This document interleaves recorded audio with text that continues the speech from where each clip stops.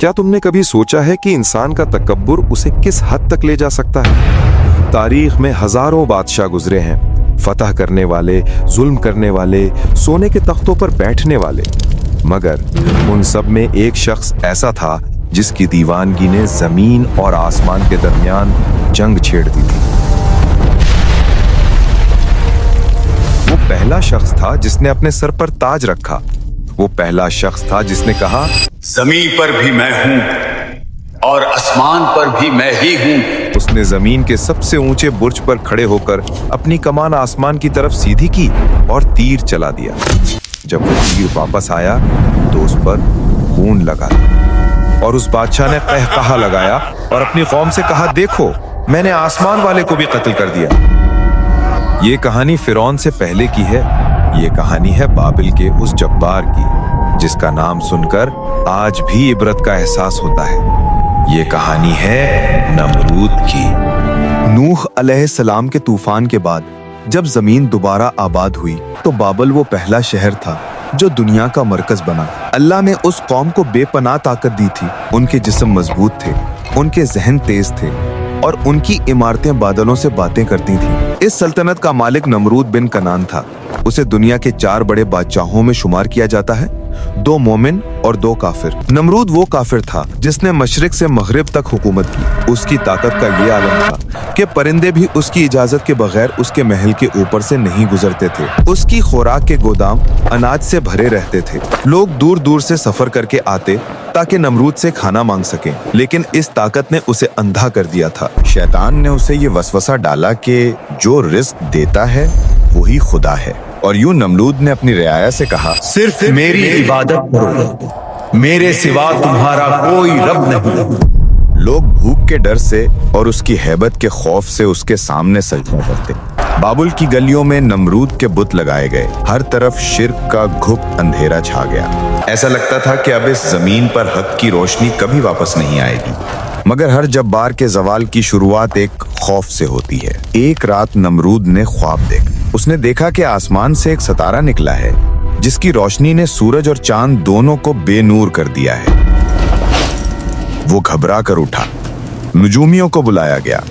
नजूमियों ने डरते हुए ताबीर बताई, ए बादशाह, तेरे मजहब में एक ऐसा लड़का पैदा होने वाला है जो तेरे मजहब को तबाह कर देगा और तेरी बादशाहत के खात्मे का बाइस बने।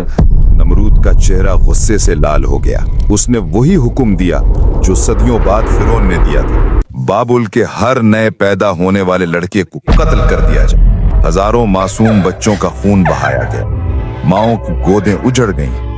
नमरूद समझा कि उसने अपनी तकदीर बदल दी है, लेकिन वो भूल गया था कि जिसे अल्लाह रखना चाहे उसे पूरी दुनिया की फौजें मिलकर भी नहीं मिटा सकती। उसी साल उसी शहर में आजर के घर में एक बच्चा पैदा हुआ। मां ने खौफ से बच्चे को शहर से बाहर एक गार में छुपा दिया। बचपन वहीं गुजरा, तन्हाई में, सन्नाटे में। ये बच्चा कोई आम इंसान नहीं था।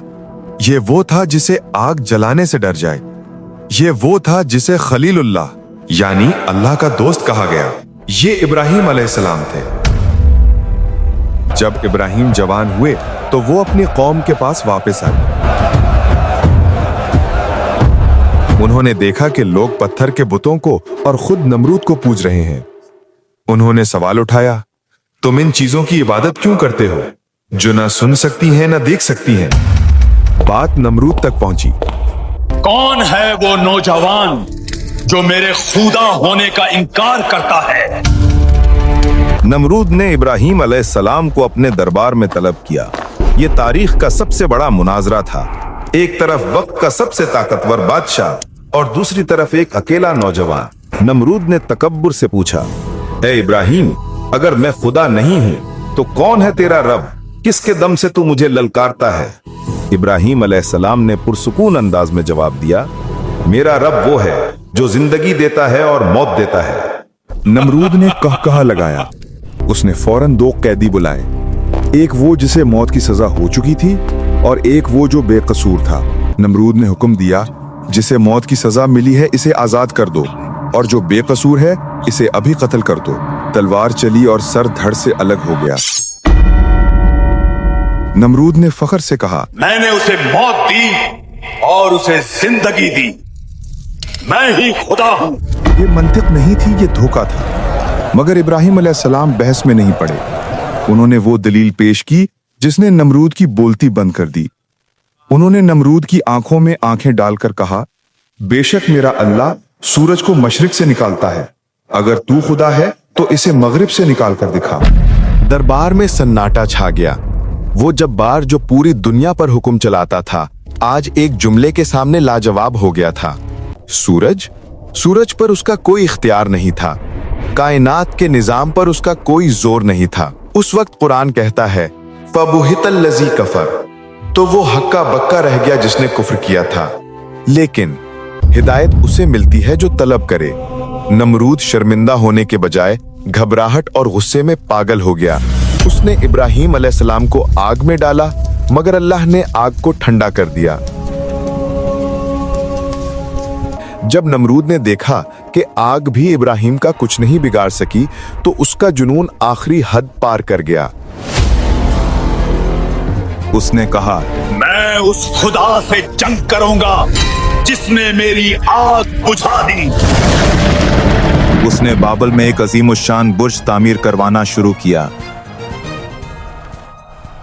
उसका मकसद था कि वो आसमान तक पहुंचकर नौजुबिल्ला अल्लाह को ढूंढ सके और उससे लड़ सके।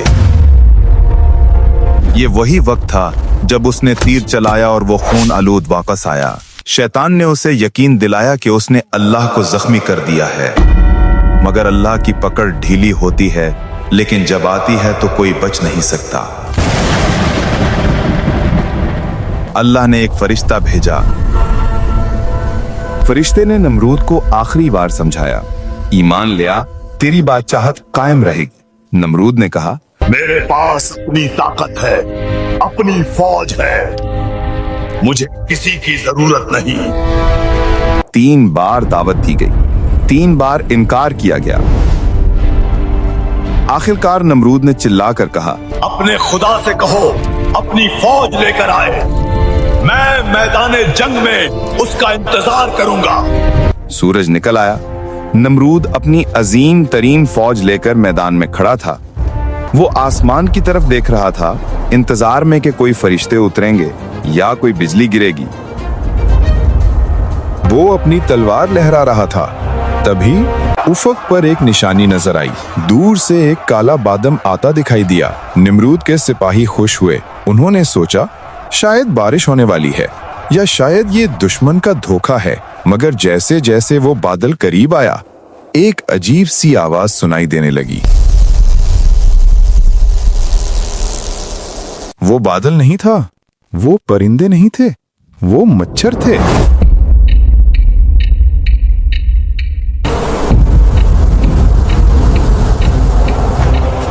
अल्लाह ने कोई फरिश्ता नहीं भेजा, कोई तूफान नहीं भेजा, कोई शेर या हाथी नहीं भेजा। अल्लाह ने अपनी सबसे कमजोर, सबसे हकीर मखलूक को भेजा। मच्छरों की तादाद इतनी थी कि सूरज की रोशनी खत्म हो गई। इन मच्छरों को अल्लाह ने खास हुक्म दिया था, इनका खून पी जाओ और गोश्त खा जाओ। एक लम्हे में वो अजीम फौज जो दुनिया फतह करने निकली थी, बेबसी की तस्वीर बन गई। मच्छर उनकी नाकों में, कानों में घुस गए। लोहे की वर्दियां धरी की धरी रह गईं। देखते ही देखते मैदान में सिर्फ सफेद हड्डियों के ढेर रह गए। नमरूद जो अपने महल की तरफ भागा, वो वाहिद शख्स था जो जिंदा बचा। क्यों? ताकि वो अपनी आंखों से अपने फौज की तबाही देख सके? नहीं, बल्कि इसलिए कि अल्लाह ने उसके लिए एक अलग और भी दर्दनाक अंजाम लिखा था। सारी फौज खत्म हो गई, मगर एक मच्छर, एक लंगड़ा मच्छर जिसका एक पर टूटा हुआ था, वो नमरूद के पीछे आया। अल्लाह ने उस मच्छर को हुक्म दिया। वो मच्छर नमरूद की नाक में घुसा और वहां से होता हुआ सीधा उसके दिमाग में जा बैठा।